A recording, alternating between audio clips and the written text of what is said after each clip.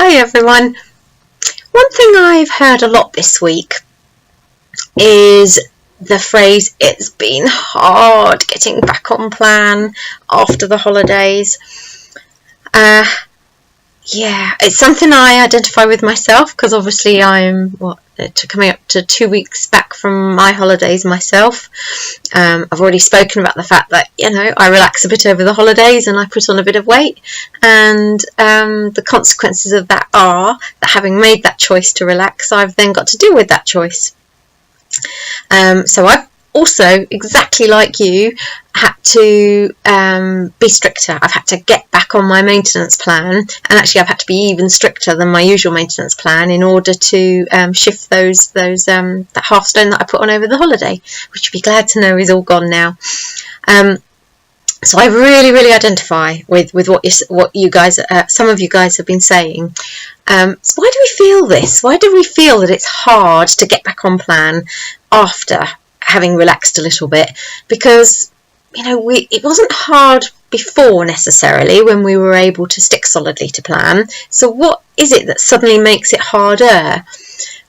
Well, I think from my own perspective, it's to do with a sense of feeling deprived, a bit like poor me. I know one of the things I've been saying to myself since I got back is it's almost like my inner 2-year-old tantrums a little bit. It's like I've relaxed the rules. I've allowed myself to, not all the time, but some of the time on holiday, choose to eat whatever I want whenever I want it, which was my only rule before when I was 7.5 stone heavier. And choosing to relax those rules then, well, the consequences are that put on a bit of weight, have to deal with that. And there's a huge part of me that just doesn't bloody want to, quite frankly. I just want to carry on eating whatever I want whenever I want it. And so having to rein back in, having to put in place firmer rules and boundaries again, makes me feel just, why do I have to? Why do I have this issue where I have to monitor what I eat? Other people stay naturally slim. Why is it that I've got to be so careful all the time? It's not fair. And that kind of goes round and round in my head, and I get that sense of feeling very deprived, and it's just not fair. That's one of the reasons.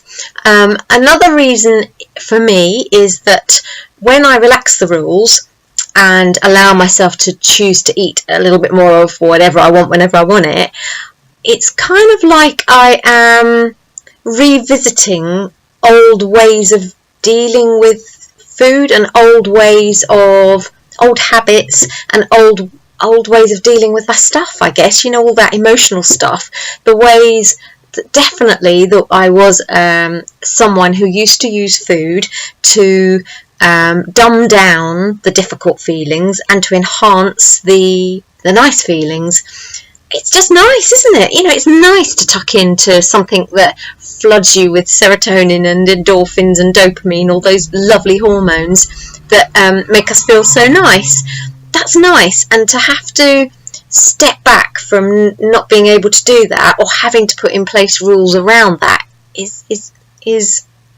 you don't want to, do you? You want to be able to just relax and feel those nice feelings. The other reason I think that we feel it is, and certainly this is true for me, is that when we, like I just kind of said just then, when we eat particularly carbohydrates, our bodies are hardwired to do that. Our inner cave people, we were hardwired to find the ripe berries on the ripe berry bush. The nice sweet taste tells us that it's ripe and not sour and going to give us a tummy ache, but also they give us an instant shot of energy, so that if we had predators or that we had a long run to hunt, then we would have been able to do that. It gives us that quick source of energy. So we're hardwired to do that as individuals. And personally for me, I know that I have a particular sensitivity to carbohydrates, in that when I start to eat them again, it is very hard to not want to eat more and more and more and more of it. And that's something that definitely affects me and quite a few of my clients. And you have to, when you've got to rein it back in again, you've got to step back from that, and you've got to let go of that. So how have I coped? You know, I've like I just said right at the beginning, I've managed to lose all of that holiday weight now, which was half a stone. And how have I done it? You know, how have I reined it back in again? One of the ways I do it is to ask myself, what do I want more?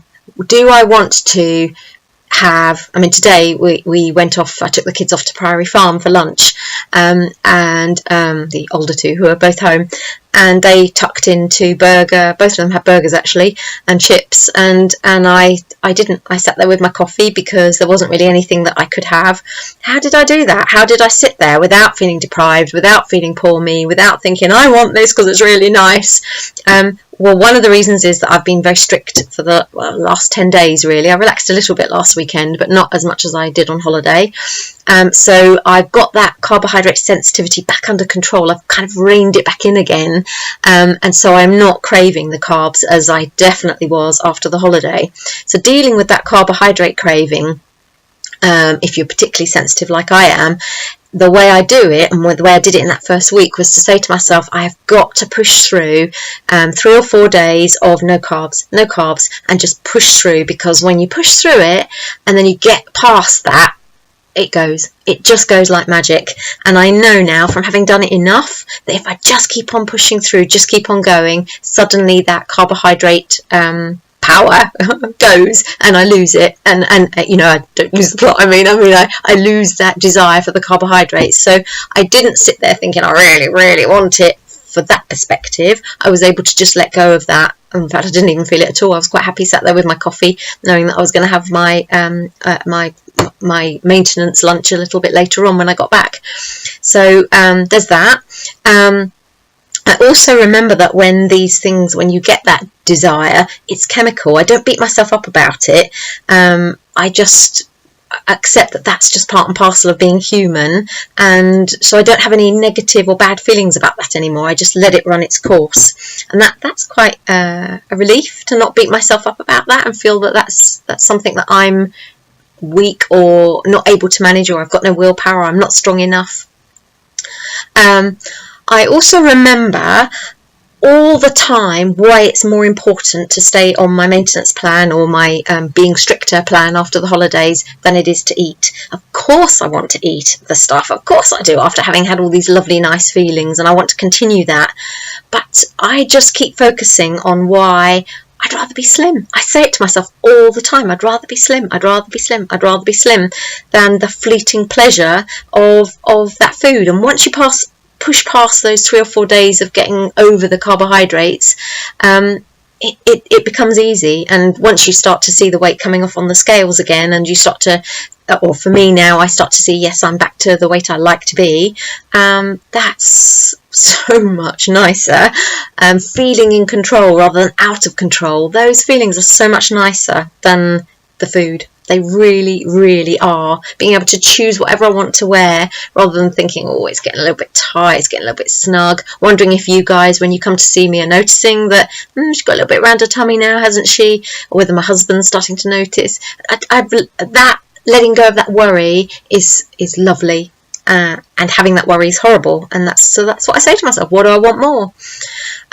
I also take a really close look at the times when I do want to eat, and I see them as those triggers when I'm really, really wanting something. And I had something earlier on this week when I did have something actually. I was out getting Ollie's IKEA stuff with him for going off to uni in about a week's time now, and obviously that is exciting, but it was also a little bit sad, because it represents again that he's going to be leaving, and of course I'm really proud and really pleased for him, and I wouldn't want it any other way, but I'm also sad because my son's going to be going.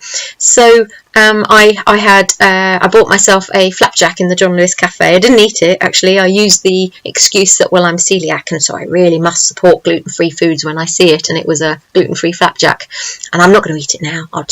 It'll be there for if I ever need it. And so I stashed it away in my handbag, and as I sat in my office later on that day feeling a bit sorry for myself, of course I ate it. And the trigger for me there was feeling a little bit sad, and I needed to just have a closer look at what I needed to do about that. So you've just got to let it go, haven't you? And times like that, when there's nothing you can do about it, you've got to just feel it and run with the feelings.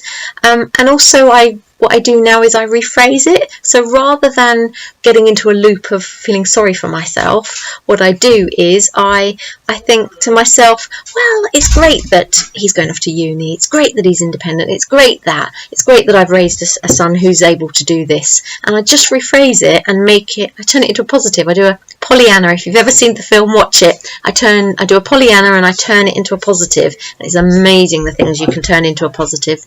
So I hope that all helps you guys to get back on plan again after your holidays.